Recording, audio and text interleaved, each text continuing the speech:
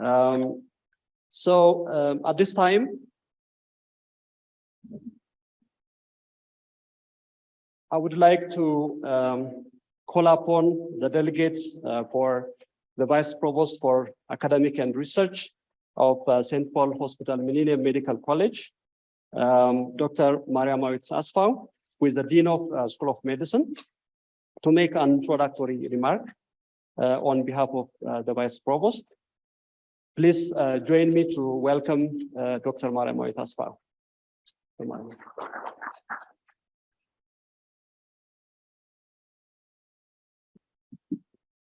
Thank you. Honorable guest, Dr. Masara Zalana, Director for MSH at the Ministry of Health, Ethiopia. Invited guests, ladies and gentlemen, good morning. On behalf of the Vice Provost for St. Paul Hospital Millennium Medical College and the organizing committee, I warmly welcome you to the 4th Annual Symposium on Reproductive Health, organized by the Department of Obstetrics and Gynecology at St. Paul in collaboration with St. Paul Institute for Reproductive Health and Rights.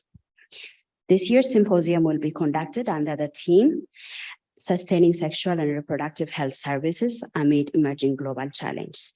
The symposium aims to underscore the global challenge facing sexual and reproductive health services and discuss the ways of mitigating them. I would like to forward my sincere gratitude to the different stakeholders whose efforts made this symposium a reality. Thank you very much. Sexual and reproductive health and rights remained one of the global public health challenges that range from the COVID-19 pandemic, recurring conflicts, and changing environment and laws governing the conduct of sexual and reproductive health services. The health system is recovering from the impact of COVID-19, but the ongoing displacement and conflicts put the provision of essential sexual and reproductive health services more difficult than ever. The changing environment and the reproductive health laws in other parts of the world can have a significant implication on the very modest improvements in various indicators of the health of women and girls in Ethiopia. The recurring conflict in the country potentially increased the incidence of gender-based violence and negatively impacted the provision of essential reproductive health services such as family planning and comprehensive abortion care. One of the objectives of this symposium is also to bring SRH current research findings, which is an essential element of evidence-based practice. As a rapidly expanding healthcare and academic institution, evidence-based practice is one of the core values of St. Paul. Organizing such an event is important to bring together practitioners, academicians, researchers, as well as policymakers to share experience, which ultimately benefit the end users of sexual and reproductive health services. As part of its mandate, the college will provide support to faculty and researchers to generate high quality evidence in line with improving the quality of healthcare provision and policymaking. Such a scientific forum is part of an endeavor of becoming a center of excellence in both academia and clinical service.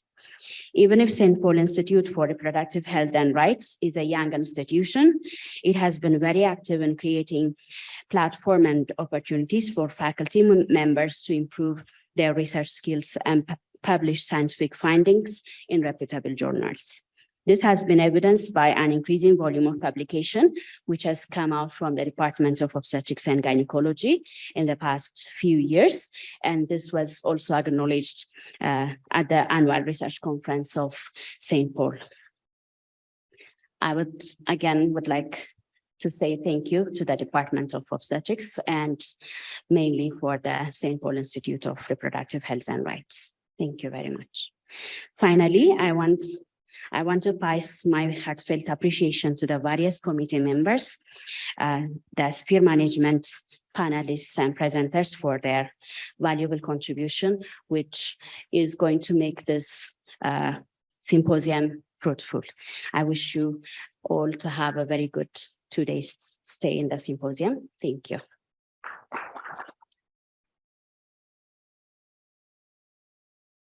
Thank you very much, Dr. Mariamite. Following this, I would like to call upon Dr. Tasfaye Gurisa, Associate Professor of OBGYN and Director of St. Paul Institute for Reproductive Health and Rights, to make a keynote address, and at the same time to invite the honorable guest to officially open the symposium. Dr. Tasfaye.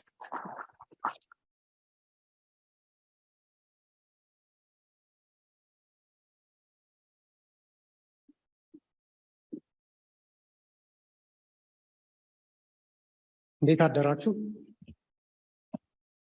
Honorable guest Dr. Masara Zalalam, Maternal and Child Health Director at the Federal Ministry of Health, Dr. Mariamite Tasfaw, Dean School of Medicine at St. Paul Hospital Millennium Medical College, distinguished guests, speakers, panelists, presenters, and all protocols observed.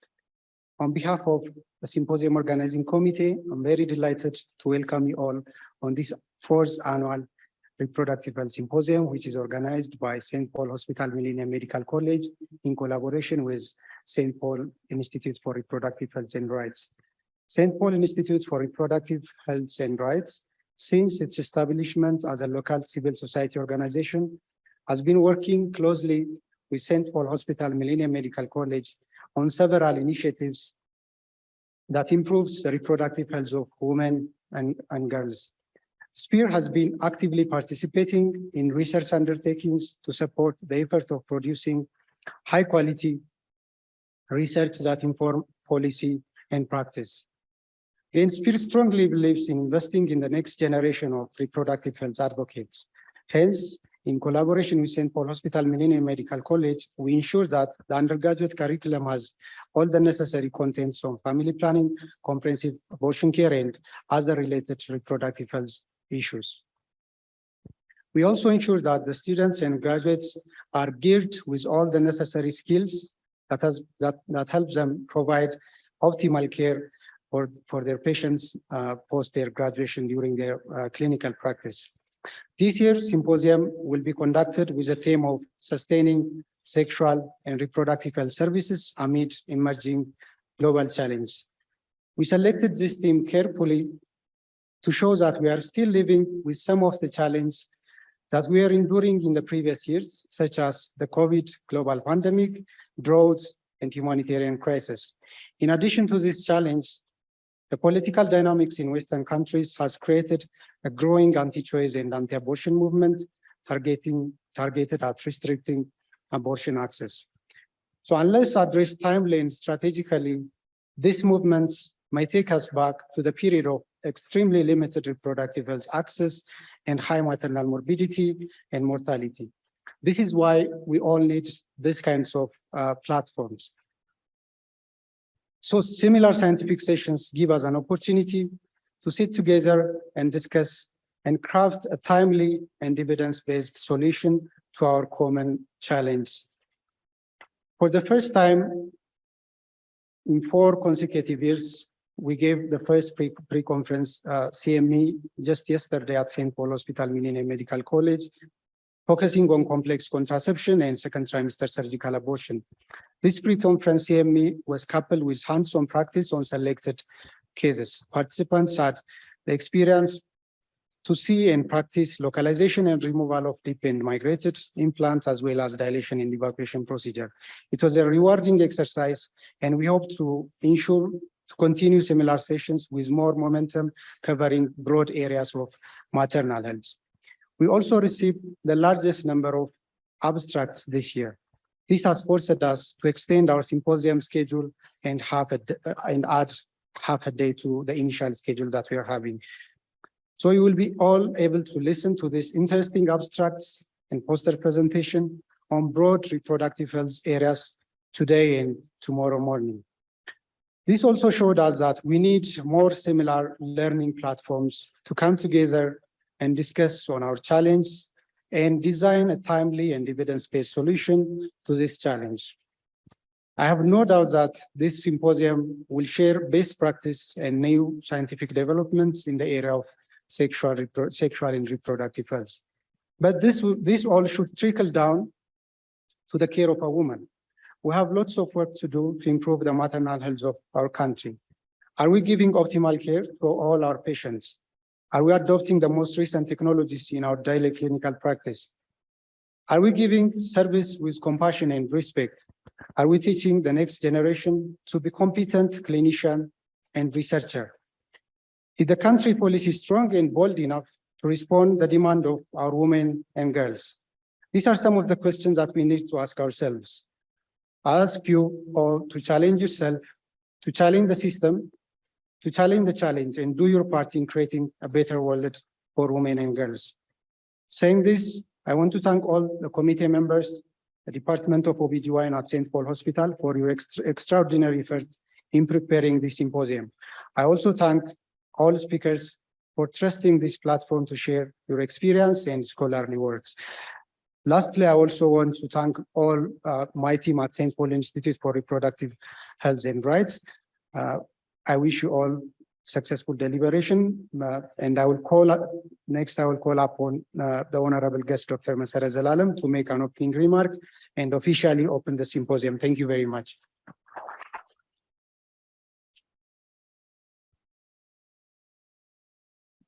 እንዴት አደራችሁ? በጣም አመሰግናለሁ ዶክተር ተስፋዬን። ሁላችሁንም እዚህ ስለመጣችሁ በድጋሚ ማመስገን እፈልጋለሁ። በአካልም ስለተገናኘን መልካም ነው አይደለም? እንኳን ለአዲሱ ዓመት ያለፈ አይመስለኝም። ሁላችሁንም እንኳን አደረሳችሁ። መስከረም አንድ ላይ የተገናኘንም ስላልመሰለኝ ከብዙዎቻችሁ ጋር፣ ከአንዳንዶቻችሁ ጋር ደግሞ ዩኒቨርሲቲ ያስተማርኳቸውን ልጆችም ስላየው እጅግ በጣም ደስ ብሎኛል። ሌሎቹንም እንደዚሁ ያስተማሪዎችን ጓደኞችም ስላየው በጣም ደስ ብሎኛል። በመጀመሪያ ዶክተር ማርያማዊት አስፋው የቅዱስ ጳውሎስ ሚሊኒየም ሜዲካል ኮሌጅ የስኩል ኦፍ ሜዲሲን ዲን ቀደም ስፒች ያደረጉትን እሳቸውንም ሪኮግናይዝ አደርጋለሁ። ዶክተር ተስፋዬ ሁሬሳ ዲሬክተር ፎር ሴንት ፖል ኢንስቲትዩት ኦፍ ሪፕሮዳክቲቭ ሄልዝ ኤንድ ራይት and my colleague and our brother አበበ ከበደ የኮራ ኤግዚኪቲቭ ዳይሬክተር፣ እንዲሁም ፕሮፌሰር ላየውን እዚህ በመካከላችን ስለተገኘ ማመስገን ፈልጋለሁ። እንኳን ደስ ያለ ማለት ፈልጋለሁ። አንዴ እንኳን ደስ ያለ ብትሉት ደስ ይለኛል። ኢመርጂንግ ያንግ ፕሮፌሰርስ እየመጡ ነው አይደለም? ዶክተር ተስፋዬም አሶሲኤት ፕሮፌሰር ሆኗል። በቅርቡ እሱንም እንሰማለን ብዬ አስባለሁ። እዚህ ያሉ ሁሉንም ከፌዴራል ጤና ሚኒስቴር፣ ከሚሊኒየም ሜዲካል ኮሌጁ፣ ከቅዱስ ጳውሎስ የመጣችሁ፣ ከሌሎች የዩኒቨርሲቲ ሆስፒታል ዩኒቨርሲቲዎች የመጣችሁ ሪሰርቸርስ፣ ከፓርትነር ኦርጋናይዜሽን ሲኤስኦስ፣ ከፕሮፌሽናል አሶሲዬሽን የመጣችሁ የሚዲያ አካላትንም ጨምሮ ሞዴሬት ያደረጉትንም እንደዚሁ ማመስገን እፈልጋለሁ። በድጋሚ ሰላምታዬን አቅርቤ እንግዲህ እንኳን ለአራተኛው የስነ ተዋልዶ ጤና ዓመታዊ ጉባኤ በደህና መጣችሁ ማለት እፈልጋለሁ። በድጋሚ እንግዲህ እንደሚታወቀው የስነ ተዋልዶ ጤና የፌዴራል ጤና ሚኒስቴር ትልቅ አጀንዳ ነው። ይህ አጀንዳ ደግሞ አጀንዳ የሆነው ዛሬ ሳይሆን ላለፉት 2 አስርት ዓመታትም በስፋት የሰራንበት፣ ምናልባትም በሚሊኒየም ዴቨሎፕመንት ጎል ላይ ግብ ላይ ካሳካናቸው መልካም ውጤቶች እንደ ሀገር ኢትዮጵያም በጥሩ መስመር ውስጥ መሆኗን ያስመዘገበችበት፣ መከላከል በምንችለው የእናቶችን ሞት መቀነስ መቻል፣ የህፃናትና የጨቅላ ህፃናትን አልፎም ደግሞ የወጣቶችና አፍላ ወጣቶች ጤና ላይ የሰራናቸው ስራዎች በደንብ በጉልህ ይጠቀሳሉ።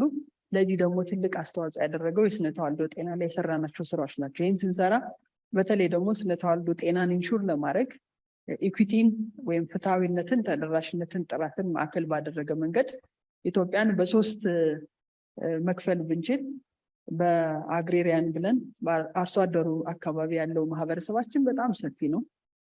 እንደምታውቁት 83% የሚሆነው የኢትዮጵያ ህዝብ የሚኖረው ከከተማዎች ነው። ስለዚህ በገጠሩ የሚኖረውን ህዝብ ለመድረስ በአርሶ አደሩ አካባቢ፣ ሌላው በአርብቶ አደሩ አካባቢ ያለውና ከተማ ውስጥ ያለውን ማህበረሰባችን ለመድረስ በተለያየ መንገድ የጤና ሴክተራችን የሰራው ብዙ ስራ አለ። በተለይ ጤና ተቋማትን በማስፋፋት የጤና ኤክስቴንሽን ፕሮግራም በመዘርጋት ቤት ለቤት እናቶች እና ህጻናት እንዲሁም ደግሞ ሁሉም ቤተሰብን ተጠቃሚ ለማድረግ የስነ ተዋልዶ ጤና ላይ መረጃን በመስጠትና አገልግሎትን በማስፋፋት ሰፊ ስራዎችን ሰርተናል። አሁንም ደግሞ ባለው በተለይ በዘላቂ ልማት ግቦች ላይ ባስቀመጥ ነው እንደ ጉልህ አጀንዳ ያስቀመጥ ነው መከላከል በምንችለው የእናቶችን ሞት መቀነስ፣ ህመማቸውን፣ ስቃያቸውን መቀነስ መክታት መቻል፣ አልፎም ደግሞ የጨቅላ ህጻናትን ሞት መቀነስና ከሞትም ባሻገር በተለይ ህጻናት ላይ ትርጉም ያለው ሰርቫይቭ እንዲያደርጉ ማድረግ፣ ሰርቫይቫል፣ ትራይቫል እና ትራንስፎርም እንዲያደርጉም የታለመ በስትራቴጂያችን ውስጥ የተቀመጠ ነው። እንግዲህ የ5 ዓመቱ የጤና ትራንስፎርሜሽን ላይም በደንብ ዙሚን ተደርጎ የተቀመጠው የአርኤምኤንሲኤች ፈንክሽን ነው። በሀገራችንም የ10 ዓመት መሪ የልማት እቅድ አንብባችሁታል ብዬ አስባለሁ ሁላችሁም። ዙሚን የሚያደርገው ሞሮፍ የእናቶችና የህፃናት የስነ ተዋልዶ ጤና ተደራሽነት፣ ፍትሐዊነት፣ ጥራት ያስቀመጥናቸውን ግቦች በስፋት ለመስራት ነው። ሌላው ደግሞ በስፋት የምንሰራበት ከወጣቶችና ወጣቶች ጤና ጋር ነው። እንደሚታወቀው እስካሁን የሰራ ነው በጤና ኤክስቴንሽን ፕሮግራማችን ያመጣናቸው ያሳካናቸው ስኬቶች እንዳሉ ሆነው ክፍተቶችም አሉ። በተለይ ደግሞ አንድ ትልቅ ኮንሰርን ሆኖ የተሰራው የጤና ኤክስቴንሽን ፕሮግራሙ ምንድን ነው ያሳካው ውጤት፣ ምን አመጣ፣ ምን ክፍተት ወይም ደግሞ ምን ያልታየ ነገር አለ ያልሰራ ነው ተብሎ በደንብ የመጣው ምንድነው ወጣቶችና ወጣቶች ጤና ላይ በደንብ አልሰራንም ባለው ፕላትፎርም። ስለዚህ በቀጣይ ያስቀመጥነው የጤና ኤክስቴንሽን ፍኖተ ካርታ ላይ በደንብ ደግሞ አውትላይን ያደረግነው የወጣቶችና ወጣቶች ጤና ላይ በስፋት መስራት ነው። እንደ ሚኒስትሪም ሪስትራክቸር ስናደርግም በደንብ ፎከስ ተደርጓል። የራሱ የ5 ዓመት ስትራቴጂ አለው። እዛ ውስጥ ኮምፕሬሄንሲቭ የሆነ የወጣቶችና ወጣቶች ጤና እንዳለ ሆኖ የሪፕሮዳክቲቭ ሄልዝ ኢንፎርሜሽን እና ሰርቪስንም ኳሊቲውንም አስጠብቀን ከማስኬድ አንጻር በደንብ የተቀመጠ ነው። እንደምታውቁት በተለይ ተደራሽነትን ለማስፋት የሞባይል አፕሊኬሽኖችን ሁላችሁም አሁን ከፍታችሁ ማየት ትችላላችሁ። ከፕሌይ ስቶር የኔታብ የሚል በ6 ቋንቋ የተሰራ አፕሊኬሽን አለ የኔታብ የሚል። ስለዚህ በ6 ቋንቋ ወጣቶች ስለ ስነ ተዋልዶ ጤና የሚሆን አገልግሎት የት ማግኘት እንደሚችሉ አልፎም ደግሞ አጠቃላይ ኮምፕሬሄንሲቭ በሆነ መንገድ ወጣቶችና ወጣቶች ጤና ላይ ከስትራቴጂያችን የተቀመረ ሰርቪሱን የት እንደሚያገኙ መረጃዎችንና በአግባቡ ኢንፎርሜሽን እንዲኖራቸው ከማስቻል አንጻር የተሰራ ነው።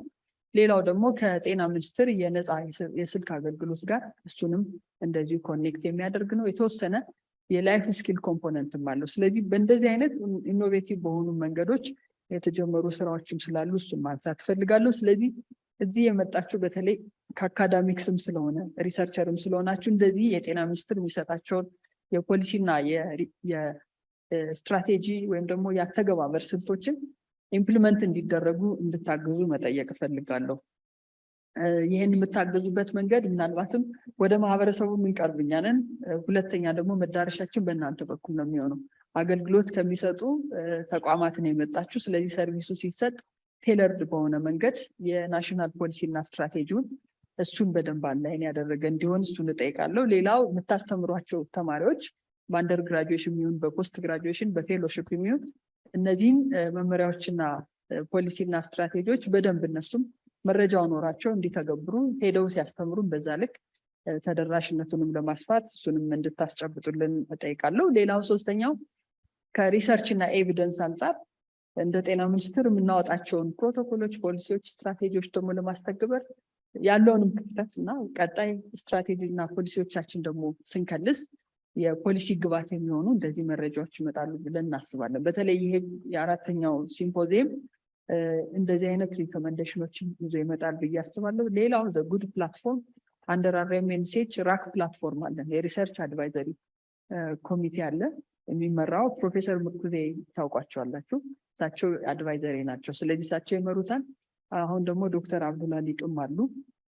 ስለዚህ አንዳንድ ለእኛ መቅረብ ያለባቸው በተለይ የፖሊሲ ብሪፍ ያላቸው ስለ ኤስታሬች እንደዚህ የምትሰሯቸውን ሪሰርቾች እና ኤቪደንሶች በእነሱ በኩል ለእኛ ፕሬዘንት እየተደረገ ለቀጣይ በአመታዊ ይሁን በምናቀደው እቅድ ውስጥ ወይም ደግሞ በየ5 ዓመቱ ሪቫይዝ በምናደርገው ስትራቴጂ እና በተለያዩ ዶክመንቶች ውስጥ ኢንፎርም ያደርገናል ብለን እናስባለን እና በደንብ ኔትወርክ አድርገን ኮኔክት ማድረግ አለብን ብዬ አስባለሁ። ይሄ ሲምፖዚየም እንደ ትልቅ ብሪጅ ወስደዋለሁ እኔ።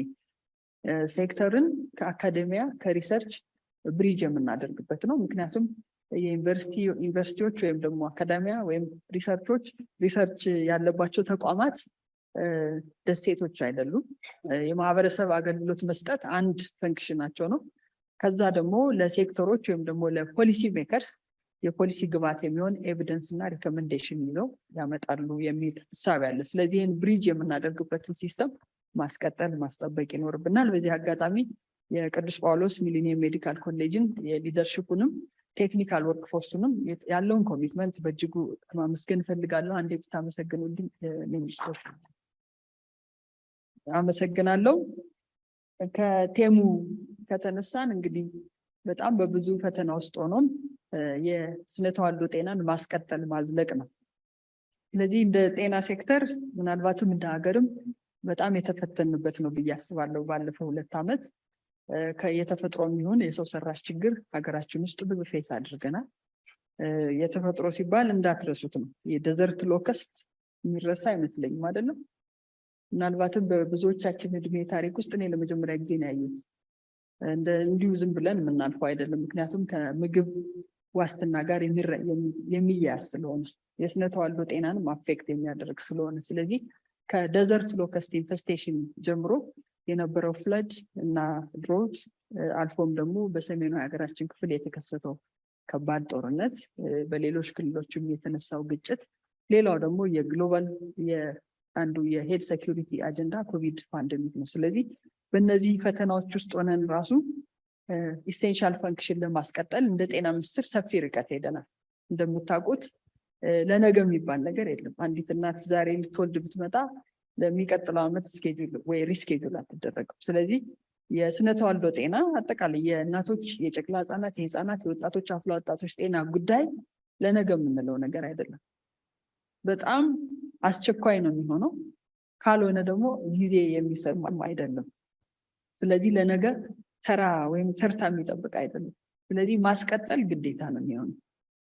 የሂውማኒታሪያን ጉዳይ ሲኖር ኢመርጀንሲ ጉዳይ ኮምፕሬንሲቭ በሆነ መንገድ ምላሽ እየሰጠን የህይወት ማትረፍ ስራ ከሱ ጋር እየሰራን፣ ሌላው ደግሞ የዴቨሎፕመንት ወይም ደግሞ የዕለት ተዕለት የእድገት ስራዎቻችን ደግሞ እናስቀጥላለን።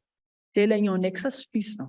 እንግዲህ ኤስአርኤስ ስናነሳ የሂውማኒታሪያን ኔክሰስ አለ፣ የዲቨሎፕመንት ኔክሰስ አለ፣ ፒስ ኔክሰስ አለ። ስለዚህ እነዚህን 3ቱን ኔክሰሶች አቻችሎ የማዝለቅ የማስቀጠል ጉዳዮች አይተናል ማለት ነው። ስለዚህ የጤና ሚኒስቴር በተለይ እነዚህ ጉዳት በደረሰባቸው አካባቢዎች ቀድሞ ፈጥኖ በመድረስ በተለይ የሞባይል ተንቀሳቃሽ የሆኑ የጤናና የስነ ተዋልዶ ጤናን ጨምሮ የስነ ምግብ እንዲሁም ደግሞ የስነ ልቦና ድጋፍ ለጤና ባለሙያዎችም እና ለተጎጆች ኢንክሉዲንግ የጂቢቪ ሰርቫይቨርንም ሰፖርት ለማድረግ ሰፊ ስራዎችን ሰርተናል ብዬ አስባለሁ። በቂ ላይሆን ይችላል፣ ግን እንደ ሀገራችን አቅምና በሚቻለው አቅም ግን የሰው ህይወት ለማትረፍና ፈጥኖ ምላሽ ለመስጠት ረጅም ርቀት ሄደናል ብዬ አስባለሁ። ሌላው ደግሞ ሙሉ አቅማችን ወደ ኢመርጀንሲ ምላሽ ብቻ አይደለም። አቅማችን ደግሞ በዛ ብቻ መፈተን የለበትም ማለት ነው። ዴቨሎፕመንት ፈንክሽናችን ደግሞ መቀጠል አለበት። ምክንያቱም ችግር ሲፈጠር ችግሩ ላይ ብቻ ምላሽ የምንሰጥ ከሆነ ተመልሰን ደግሞ ሌላ ችግር ልንመልስ ነው። ስለዚህ የችግር ሲፈጠር የችግሩን ይዘት እንዳይስፋፋ ባለበት እዛው ለማስቆም ለመግታት ህይወት ለማትረፍ ከፍተኛ ርብርብ ይደረጋል በተለያየ መንገድ። ስለዚህ ቴይለርድ የሆነ የሰርቪስ ዴሊቨሪ ፈንክሽን ተጠቅመን በተለያየ መንገድ ያን ማድረስ ተችሏል። ሌላው ቀጣይነት ያላቸው የዕለት ተዕለት የዘላቂ ስራዎቻችን ደግሞ የማስቀጠል እነዚህ ሁለቱን ኔክሰስ ኮኔክት አድርጎ የመምራት ስራዎች ታይቷል። ይሄ የሚቀጥል ነው የሚሆነው። ሌላው አጋር አካላትና የሚመለከታቸውን አካላት ስምሪት የመስጠት የማስተባበር ደግሞ ትልቁ ሮል ነው።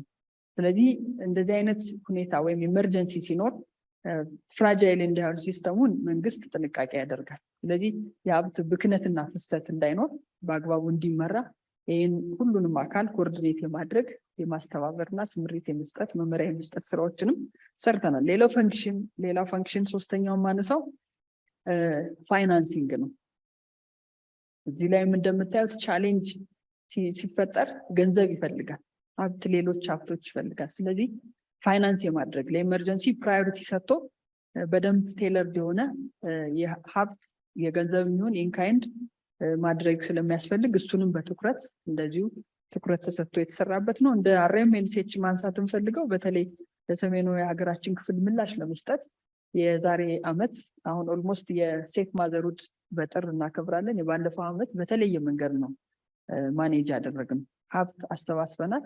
በደንብ ሞቢላይዝ አድርገን አምቡላንስ ራሱ እስከ 4-5 አምቡላንስ አስገዝተናል። አሁን ሌሎች ክልሎችም እየሄደ ነው። አጠቃላይ እስከ 42 ሚሊዮን የኢትዮጵያ ብር የሚሆን ኢንካይንድ ሰፖርትም ከመኪናዎቹና ከአምቡላንስ በተጨማሪ ለተጎጂ ክልሎች ሰፖርት አድርገናል። በተለይ በዚህ አመትም እንደዚህ አይነት ስራ የምናስቀጥል ነው የሚሆነው። ስለዚህ ይሄን ያነሳውላችሁ የጤና ሚኒስቴር በተወሰነ መንገድ ለሁላችሁ መረጃ እንዲኖራችሁ፣ ምንም እንኳን እንደዚህ አይነት ችግርን ቢፈጠር እንደ ሀገር ሬዚሊየንት ለመሆን መሞከርና ሬዚሊየንት ሲስተም ቢውልድ ማድረግ እጅግ በጣም ጠቃሚ ስለሆነ ነው። ስለዚህ ወደ ኤስአርኤች ስፔሲፊካሊ ስንመጣ በተለይ ሚኒመም ኢሴንሻል ሰርቪስ ፓኬጅ ክሪቲካል ነው።